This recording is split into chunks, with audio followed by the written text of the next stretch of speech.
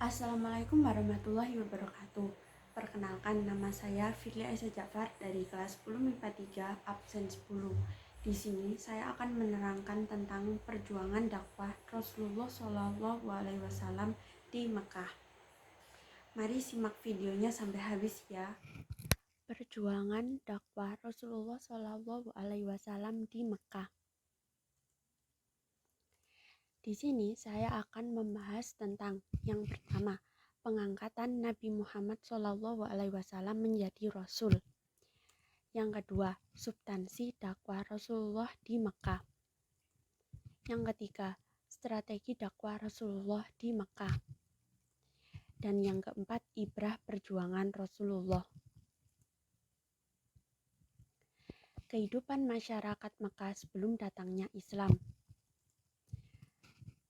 Pada saat itu, banyak masyarakat Mekah yang menyembah berhala.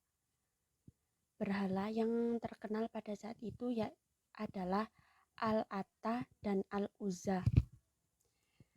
Skeptis, mereka bersikap skeptis, yaitu tidak suka apabila ada ajaran baru yang masuk dalam kehidupannya.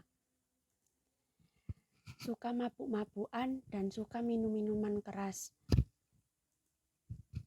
Membunuh bayi perempuan hidup-hidup sudah merupakan adat mereka, karena mereka malu apabila mempunyai bayi perempuan, karena bayi perempuan dianggap hanya sebagai penerus keturunan.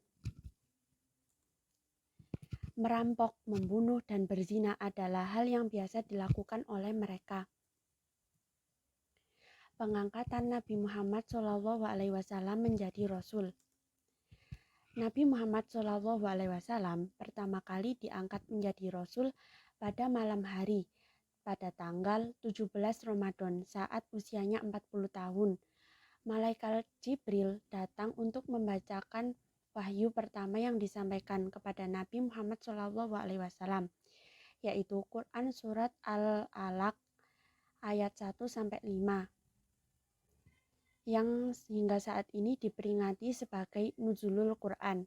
Kemudian Nabi Muhammad SAW menerima wahyu Al-Quran secara berangsur-angsur dalam jangka waktu 23 tahun. Substansi dakwah Rasul di Mekah. Yang pertama, membasmi syirik dengan mengajarkan tauhid. Yang kedua, memperbaiki akhlak masyarakat Mekah yang mengalami degradasi moral seperti tumbuh suburnya kebiasaan berjudi, minum khamar, dan berzina. Mengubah kebiasaan bertaklid kepada nenek moyang dan meluruskan segala adat istiadat, kepercayaan, dan upacara keagamaan. Menegakkan ajaran agama Islam tentang persamaan hak dan derajat antar manusia, serta mengajarkan bahwa hari kiamat sebagai hari pembalasan. Strategi dakwah Rasulullah SAW di Mekah. Tujuan dakwah Rasulullah SAW pada periode Mekah adalah agar masyarakat Arab mampu meninggalkan kejahiliannya dalam bidang agama, moral, dan hukum, sehingga menjadi umat yang mempercayai kebenaran utusan Allah Subhanahu wa Ta'ala dan ajaran agama Islam yang disampaikannya, sekaligus agar dapat mengamalkannya dalam kehidupan sehari-hari. Agar tujuan tersebut berhasil, Nabi Muhammad mempunyai dua strategi, yaitu dakwah secara sembunyi-sembunyi dan dakwah terang-terangan. Dakwah sembunyi-sembunyi. Tujuan dakwah Rasulullah secara sembunyi-sembunyi karena pada saat awal munculnya Islam, kondisi Mekah saat itu tidak terkendali atau tidak terkontrol. Jadi tidak memungkinkan jika Rasulullah langsung melaksanakan dakwah secara terang-terangan. Selain itu, Nabi juga belum mempunyai orang yang setia dan mendukungnya. Nabi Muhammad memulai dakwanya dari saudara dan kerabat dekatnya yang diyakini dapat merahasiakan apa yang disampaikannya dan dapat mendukungnya. Setelah berdakwah tersebut, muncullah asabiqunal awalun atau orang yang pertama kali masuk Islam. Di antaranya yaitu Siti Hadijah dari kalangan wanita, Ali bin Abi Thalib dari kalangan remaja, Abu Bakar As-Siddiq dari kalangan laki-laki dewasa, dan Bilal bin Rabah dari kalangan budak.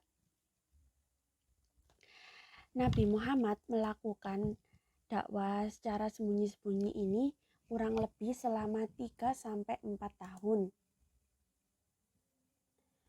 Nabi Muhammad terus-menerus melakukan dakwah secara sembunyi-sembunyi ini hingga turun wahyu dari Allah Subhanahu wa taala, yaitu surat Al-Hijr ayat 94.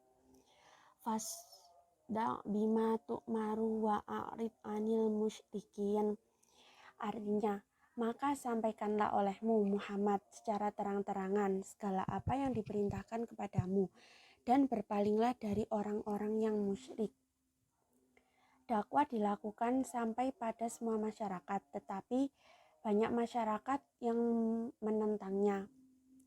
Kaum Quraisy menolak ajaran yang diberikan. Kaum Quraisy menentang ajaran yang diberikan oleh Rasulullah.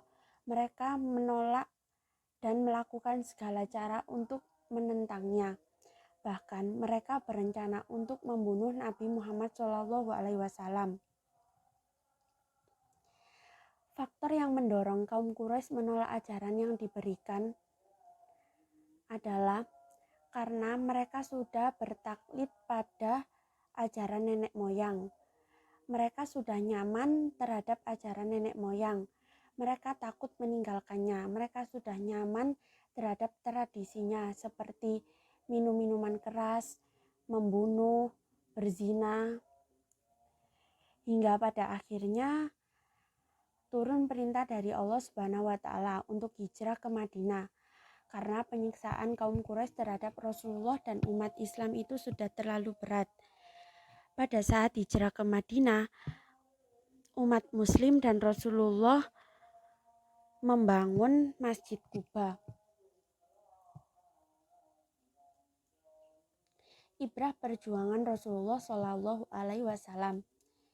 Terus-menerus belajar dan meningkatkan kreativitas, bersabar, ulet, dan terus istiqomah, selalu meyakini bahwa pertolongan Allah pasti datang, memahami dan menyadari bahwa tugas seorang muslim adalah berdakwah dengan bijaksana, memberi dan mendiskusikannya dengan cara yang baik, dan tidak membeda-bedakan orang lain, menjadikan semangat, kegigihan, dan metodologi pejuang Rasul dan kaum muslimin sebagai motivasi dan inspirasi, menjadikan Rasulullah sebagai uswatun hasanah atau suri tauladan yang baik, membangun fasilitas dakwah, serta memahami dan meyakini bahwa ujian pasti akan datang.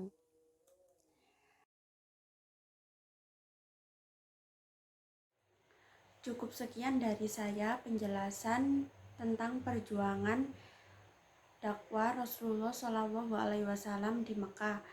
Mohon maaf apabila ada salah kata. Terima kasih. Wassalamualaikum warahmatullahi wabarakatuh.